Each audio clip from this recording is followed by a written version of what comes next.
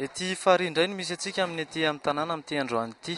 Iresadresaka amin'ireo mponina manodidina ny fiaim-piainan'izy ireo, manahoana ihany koa ity tanàna ity amin'izao fotoana manakaiky ny fifidianana izao. Ndao ary.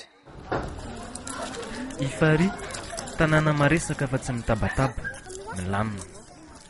Teo aloha raha nalaza tamin'ny fisian'ireo fanafiana maro ity tanàna ity, ankehitriny tsy rehitsony izany.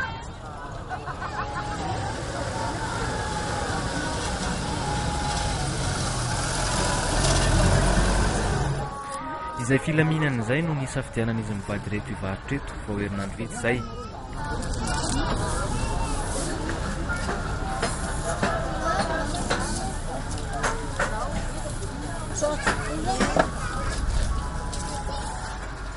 Avy an-Tanjombato izy ireo. Amin'ny valo maraina eo ny fisokafany tsenany, amin'ny 7 hariva kosa ny vidian'izy ireo. Mandeha kokoa ny tsena hoy izy satria tsy mbola be mpivarotra eto amin'ny toerana ity. Vitsivitsy mpivarotra ety dia ety mba mahalafo. Lamina tsara ka tsisy mikorotandrotana, tsisy migafigafi.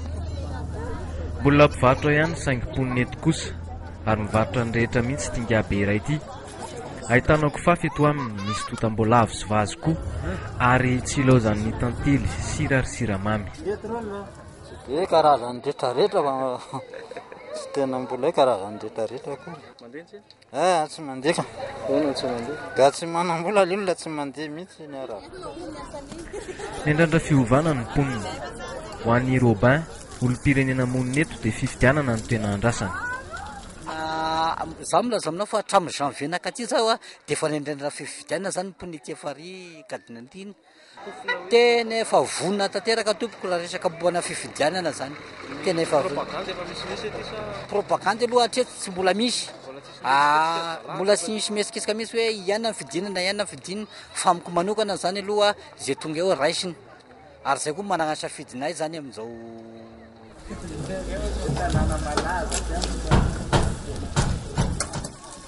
Fiovana satria tsy mahafa-po ireo mponina ny fitsanjarana ny rano.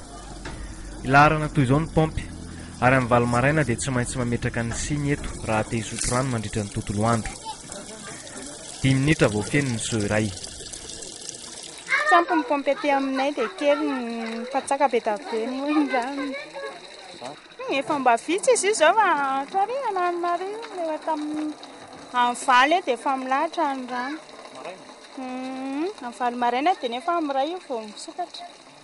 Betsabetsaka ihany fa le izy maraina mandeha izao dia vetivetika dia tapaka dia hariva indray koa maharitraritra ihany.